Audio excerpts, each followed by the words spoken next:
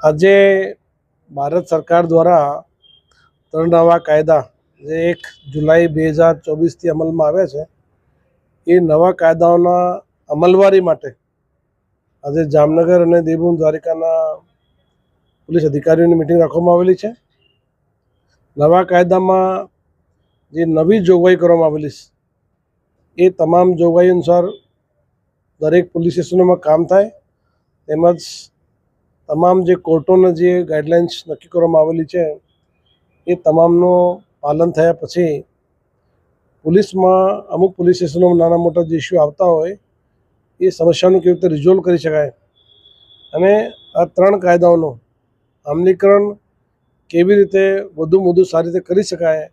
એની ચર્ચા અને મંથન કરવા માટે આજે બધા ભેગા થયા છે. અને આખી રાજકોટ રેન્જ આ 3 કાયદાઓના અમલવારી માટે ચોક્કસ અને સટીક રીતે તમામ જે પ્રયાસો હાથ ધરશે અને ભવિષ્યમાં આ કાયદાઓનો સરસ રીતે અમલ થાય એ પ્રમાણે અમારી આયોજના રહેશે.